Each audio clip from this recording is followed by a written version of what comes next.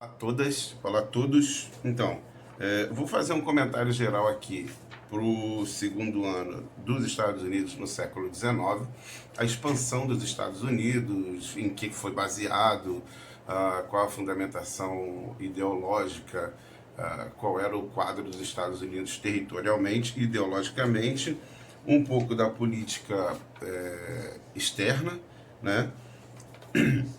Para pensar um pouco o que é os Estados Unidos. Quando a gente olha para o mapa dos Estados Unidos, aquele retângulo com rabinho, a gente acha que aquele território surgiu do nada, né? Na independência, no 4 de julho de 1776. Não foi.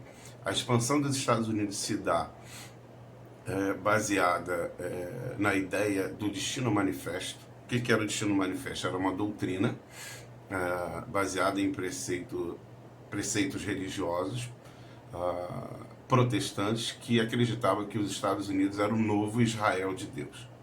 Ou seja, eles eram o povo escolhido de Deus para levar o modo de vida americano para o resto do mundo. E para isso eles precisavam se expandir, crescer, para mostrar o quanto eles eram escolhidos. O livro ele tem um roteiro muito bom aqui de estudo, né? Você tem primeiro a ideia da base iluminista da Constituição Americana, né? Você tem a influência dos pensadores iluministas ali, baseado nesse conceito de liberdade de propriedade privada, liberdade religiosa, liberdade econômica, o chamado liberalismo clássico, né? Os Estados Unidos vão ser construídos em cima desses preceitos liberais iluministas. Nós temos não só a questão do Destino Manifesto, mas como eu falei para vocês, esse avanço territorial da costa leste para a costa oeste passa por uma política de diplomacia internacional, né, principalmente em relação à França, né, e essa relação era um pouco complicada por causa da relação com a Inglaterra também, né? Você tem aí esse triângulo complicado entre França, Inglaterra e Estados Unidos, que complicava um pouco essas relações.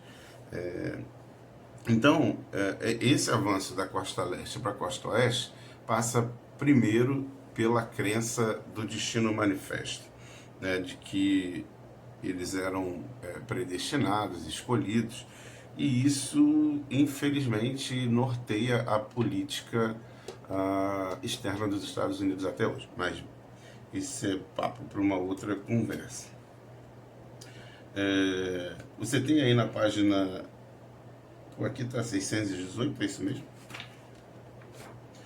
Mas beleza, vocês têm aí na página 618 um mapa, né, com os Estados Unidos atual e como ele começou. E olha como que foi essa expansão. Você tem aí de Connecticut até o vice-reinado da Espanha, e como que foi esse avanço dos Estados Unidos para a costa oeste. Você tem aí esse período clássico, os clássicos de faroeste, né, que era a marcha para o oeste, é a conquista dos americanos em direção ao Pacífico. Então, esse período ele é alimentado com essa fase romântica de que o americano ele é o indivíduo empreendedor, que ele vai buscar conquistar, mas a leitura que a gente tem que fazer é uma leitura mais minuciosa, mais aprofundada, que é o sentimento de exploração que os americanos tinham em massacrar as populações nativas e para fazer valer o seu projeto de uma nação grande, de uma nação forte economicamente, não só economicamente, mas também pensando em fontes de matérias-primas e mercado consumidores, né? Nesse meio do caminho nós temos aí a relação com o México, né, que ocupa grande parte do território mexicano, tanto que o Texas até hoje é chamado de província ocupada. O México não reconhece o Texas como território americano. Então isso é importante. O que é importante também falar nesse período é a questão da Guerra Civil Americana.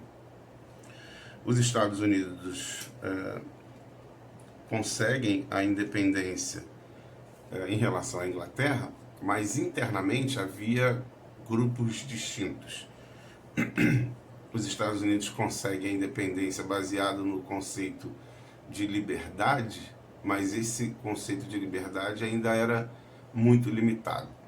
Ou seja, era liberdade só em relação aos americanos e à Inglaterra.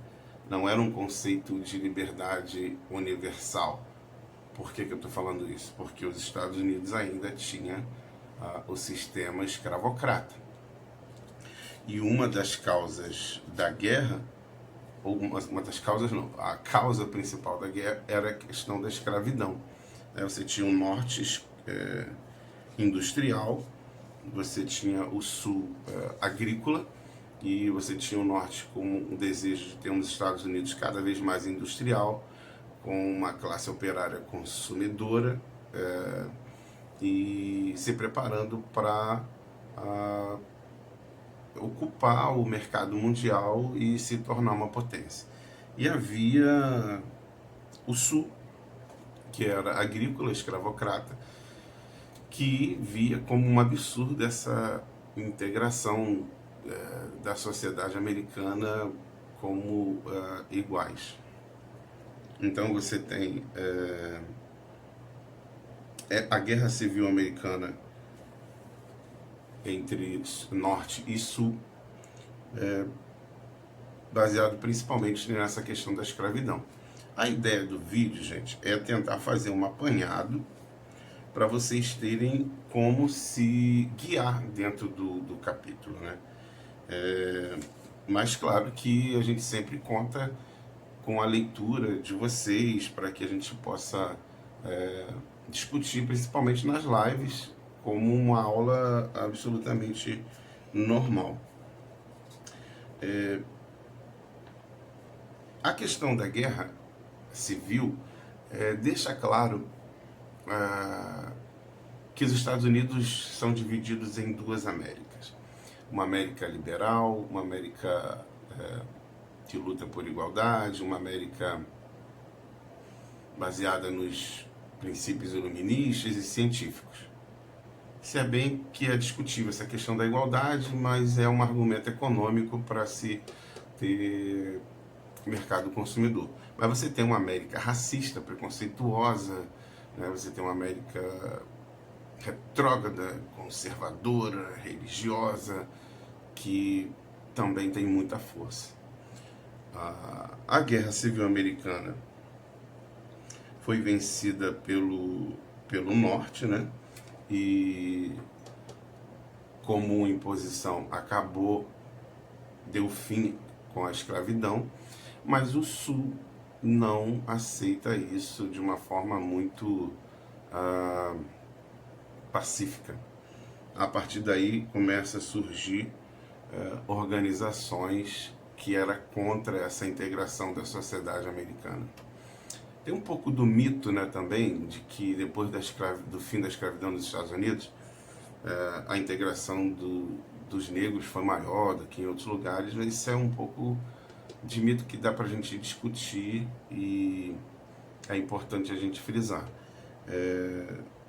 Mas, no geral, é isso, a gente pensar essas duas Américas, a América liberal, a América racista, a América progressista, a América conservadora, né? Você tem a Ku Klux Klan, que é uma organização protestante, batista, que pregava a supremacia branca, e cristã, né? Que